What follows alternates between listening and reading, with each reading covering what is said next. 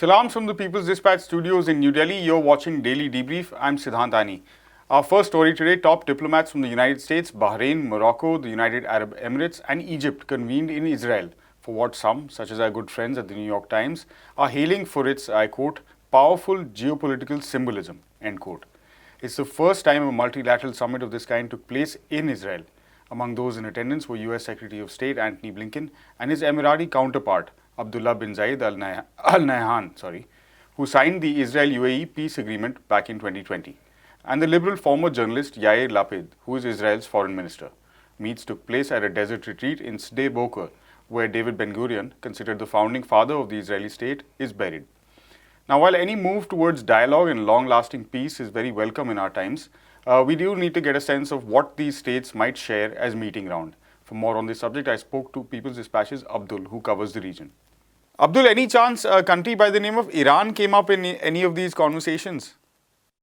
Of course, Israeli Foreign Minister Yair Lapid, after the meeting was over, in a joint press conference, he categorically stated that we met primarily to devise a common strategy to deal with Iran.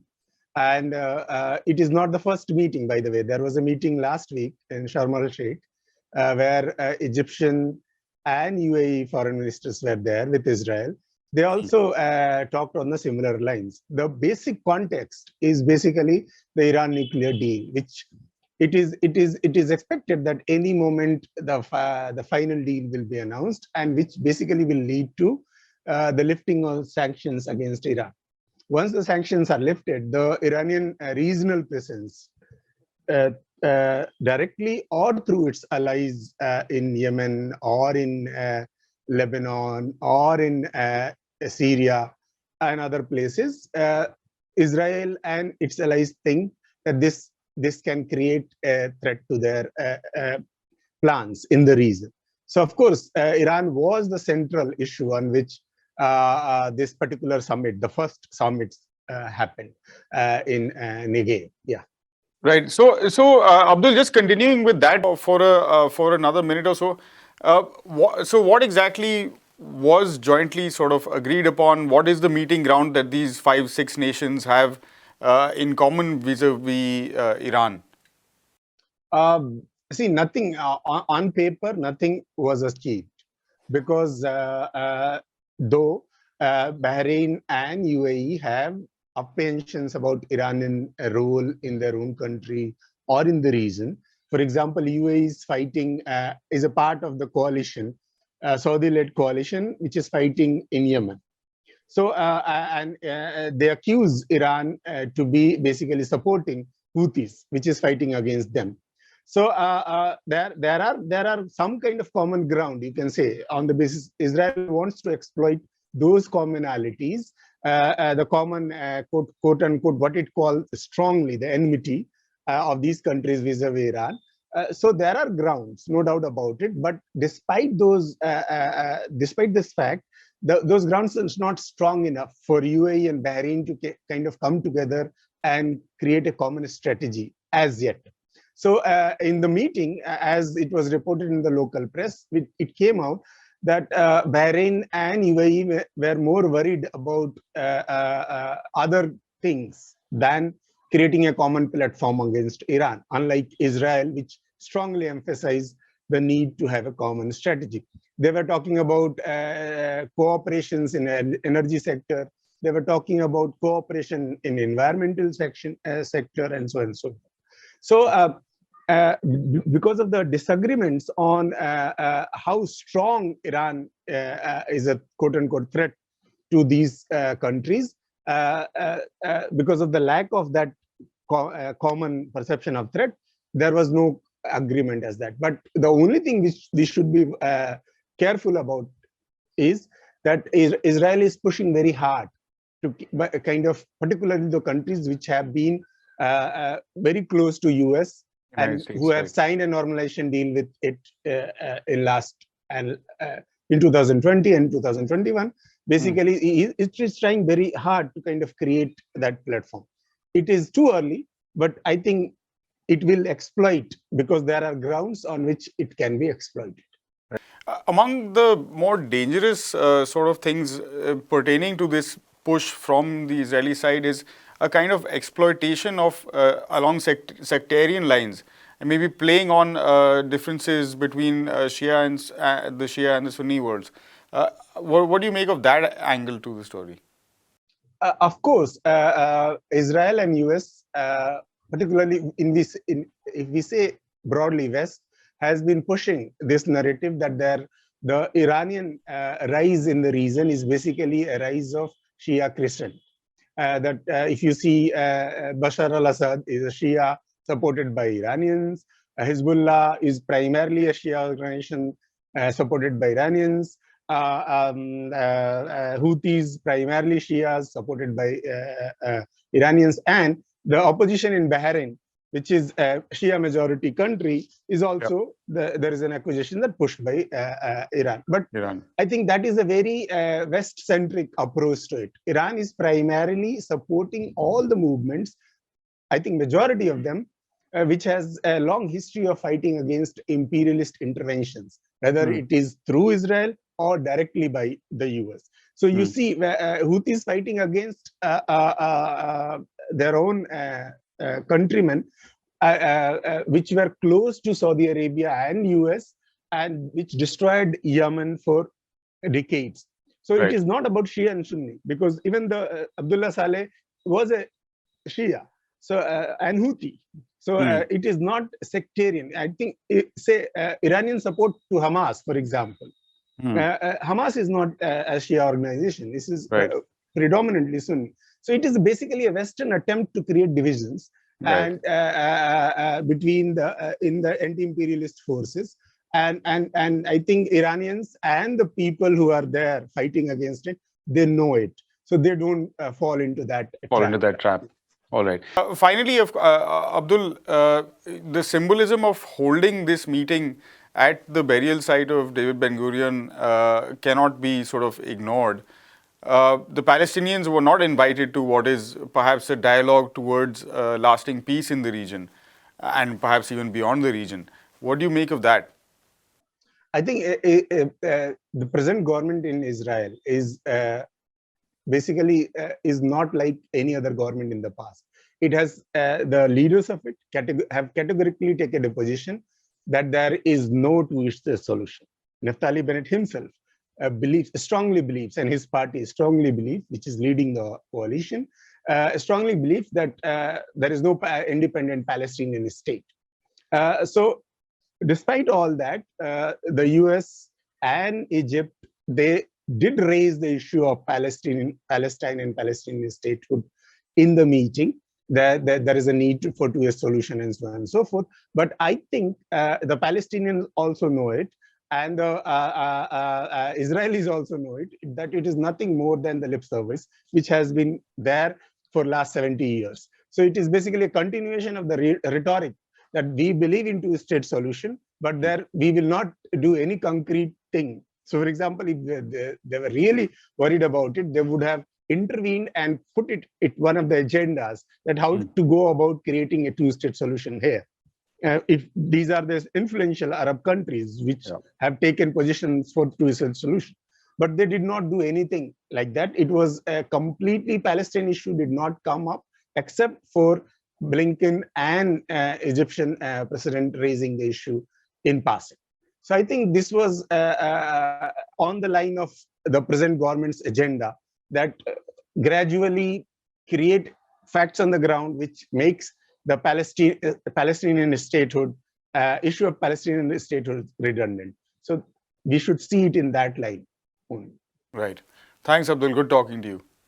Girls and women protested in front of the Ministry of Education in the Afghan capital Kabul over the weekend after the Taliban, the de facto rulers in that country now, shut secondary schools for girls until further notice. The group was called out for reneging on its promise on higher education for girls and women. Thousands across Afghanistan flocked to learning institutions on Wednesday, when classes were set to resume.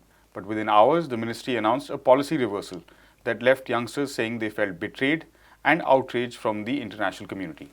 Prashant is with us for more. Prashant, what is the latest on the Taliban's education program? Right, Siddhant. So actually, and we can't consider this purely in the context of the education program itself, because now the Taliban has passed a fresh rule which prohibits women from flying without a male guardian. So that also another extremely restrictive rule. But the education issue is especially significant because this was one of the issues which has been under scrutiny for a very long time, because the question always, one of the biggest questions that was asked to the Taliban as they began their return to power last year, and you know how quickly the erstwhile government fell, the Taliban came to power. At that time, the question everyone was asking was what would happen to the rights of women and the women and girls. Now let's be clear, the earlier government, it's not that the earlier government distinguished itself majorly on this count. There are a lot of issues with those records as well, but there was a space that opened for women to re-enter the educational and professional space, especially after the Taliban government of 96 to 2001 and the previous violence that had taken place. So that had remained a key question. At that point, the Taliban had made clear that in their own way, in the due process of time, as they kept saying in various ways, there would be a return women and girls would have their place in society, is what they said. So this move was anticipated for a long time. They kept delaying it, etc., etc., and finally the decision was made that last Wednesday, the secondary schools for girls would start. Classes began, and within a few hours, like you said, the decision was withdrawn. The government saying that they would reconsider and make a new plan based on Afghan Islamic culture, which is really no excuse or no justification at all for anything. So a very depressing, disappointing and regressive step that we have seen. Are we really surprised about it? I don't particularly think so. There was always a question about the Taliban's sincerity on these issues, and we see that this is not just one issue. We know that of course women are not allowed to they're not allowed to continue their professions. There have been attacks on women activists and women activists, for instance, who were some of whom were kidnapped. Recently a new law has been passed which regulates the use of public parks.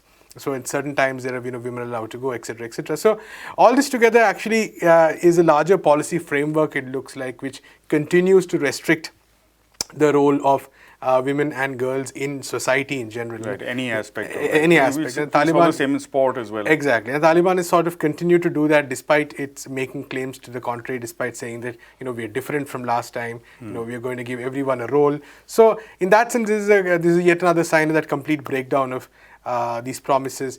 And like I said, not particularly surprising, but nonetheless, I think a lot of people were watching carefully to see exactly how and when this would happen.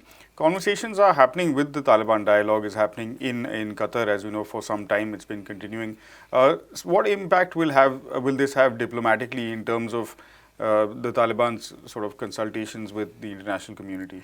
Right, Siddhant. So this is a difficult topic because on the one hand, I'm very skeptical about how these issues are used by the West, by the international community, so to speak, and the humanitarian organizations, at least some of the humanitarian organizations, at least, because this is, the issues of women, they were never given that much importance when the United States basically was ruling Afghanistan. So this was not some front line of feminism or anything of that sort of Afghanistan. So the use of this argument by the global community, especially the West, is highly skeptical and dubious. We need to be very clear about it. At the same time, the fact remains that the West really does not have any much cards to play. I mean, they have the money and the sanctions, but the West also has compulsions that it needs to sort of take care of. There is a point beyond which they don't want to allow the collapse of Afghan society. There are geostrategic considerations, Afghanistan's role in the region, which means that these negotiations and discussions will continue nonetheless. So what I unfortunately see is that there's going to be a lot of noise about it from again, the so-called international community. But all these back channels and all these negotiations are going to continue nonetheless because they do not want to completely destabilize Afghanistan and cause a crisis which may come back to affect them. It could be through refugees, it could be through the rise of extremism. So for all, or it could be through the rise of, say, influence of the Chinese or Russians in these regions. So for all these reasons, the West does not want to completely alienate the Taliban either. So in that way, although it will be hidden in the back channels, it will be hidden in the negotiations room, I suspect that a lot of this will continue. In all of this, of course, the people who are really losing out are the women and girls in Afghanistan, of course, because there has been a long arc of strategic errors that the West has made, starting from the invasion, the way in which the country progressed over time, in which it was basically reduced to a colony, in which it was basically reduced to a way for military companies and corporates to make massive amounts of profits. There was no attempt to build a stable society at all. And during all this time, the Taliban, of course, growing stronger. There was no real attempt to actually build a society in Afghanistan, and they were not allowed to build it. Let's be very clear about it, which could actually combat this kind of extremism. We know that in the decades past, left and progressive forces had been drastically destroyed with the support of the West, of course. So, along with all kinds of other institutions. Exactly. So all of this is a part of a decades-long process. So we can't see this just as the Taliban declaring one law at this point of time. This is a continuation of a long-standing process in which the West has been extremely complicit. And while we should definitely condemn the Taliban for it, I think it's wrong to see this only as a Taliban problem, but as part of a larger trajectory. Right. Thanks so much for that, Prashant. On now to the ICC Cricket World Cup for women, currently about to reach its semi-final stage in New Zealand.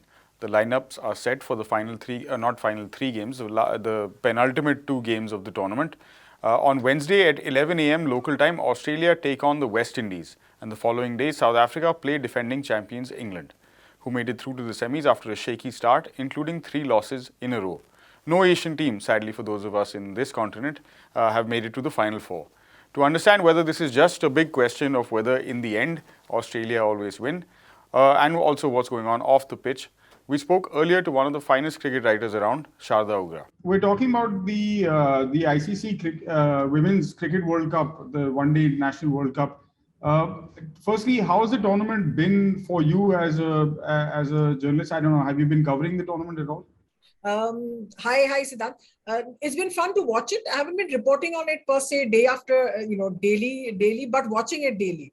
Even if sometimes it means getting at about 3 o'clock or 4 o'clock in the morning to see.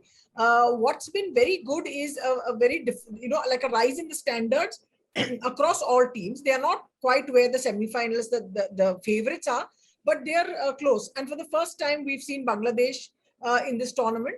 Pakistan recorded a win as well. So that way, it's been a great tournament. And we must always remember that this is a much older World Cup than the Men's Cricket World Cup.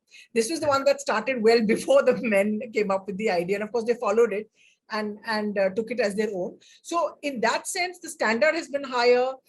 You've seen that the athletes that are there, they are much more all-round athletes. They're faster, stronger. Everything that happens as a sport sort of pushes on. It's still an 8-team event, and which allows it to be held in this round-robin format. So everyone plays everyone. It's like everyone is, which is a great format. It helps, it works, and it's been fantastic watching it. It's not been interrupted too much by bad weather as well. Just one match was sort of rained off, called off. But otherwise, it's been an extraordinary tournament. A lot of new talent. Great fun to watch. Not so good result for the Indians, but great fun to watch. Right. Looking ahead to the semi-finals, what are you most looking forward to on tomorrow and day after? The two semi-finals, of course. So tomorrow is going to be Australia versus West Indies, and the day after, that is on Thursday, we're going to have South Africa playing England. Now, my wish is, of course, that the two teams that have not won the World Cup before, which is South Africa and the West Indies, get through. That's a dream sort of scenario. But Australia is very strong. England are a bit iffy. So, South Africa can catch them off guard. South Africa beat them in their round-robin match as well. So they're looking good. But Australia is just too strong almost in a way. And when you're looking at the records of the two teams, the result for Australia and West Indies, now we're talking about from 1993 to now, which tells you another story. Australia and West Indies, the women have played each other only 14 times from between 1993 and now, and 15 times. It's and the score and the tally is the head-to-head is 14 to Australia and 1 to the West Indies. Okay. South Africa and England have played each other from 1997 onwards, and the result is 29-9 in the favor of England. But the South Africans have caught up over the last couple of years. It's the last 4 matches. It's been 2-2 split. And given the win in this edition of the tournament, you're just hoping that the South African women can pull it off again. It'll be their first final. They've been semi-finalists before. West Indies has been a finalist in 13, I think. If I'm not wrong, my notes will help me. Yeah, West Indies made the final in 2013. They didn't win. South Africa made semi-finals last time. They didn't win. So fingers are crossed. But if it becomes an Australia-England final, it'll still be worth watching because they're really, really high quality players here. Yeah, one of the things the questions that we were asking is it a case of, all this happens and in the end Australia always wins. Like the football. Jokes Germany. aside, jokes and also personal sort of preferences and little biases aside, how much is this down to the kind of investment that Australia cricket has made in the women's game, whether it's the Big Bash League or other structured sport? Just a high degree of professionalization of the sport and looking at it as a separate entity virtually from what the men's game is. They are tied in together, but it's been looked at in a very systematic manner.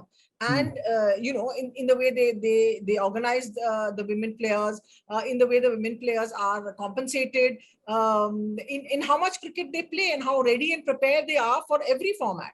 Whereas all the other cricket boards, including the Indian board, are just playing catch up with the Australians most of the time. What is usually in India's favor is it's almost like a 1990 men's cricket kind of a story that you have talent, but because you haven't trained well, you haven't prepared well, your structures are fairly flawed, that you don't really push through all the way to the end. So to beat Australia, you have to be very, very strong.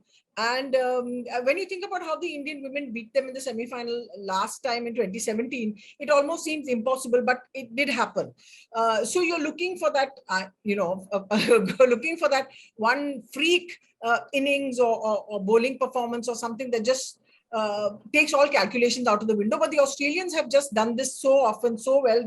This is going to, I think, be they won 6 times. This could be the 7th. Pretty much because they are such a strong team. They'll be without Elise Perry, who's their star all-rounder, but they are too strong. They're too strong. And they have to play slightly below their game, and you have to play slightly absolutely at the top of yours to push through, to beat them.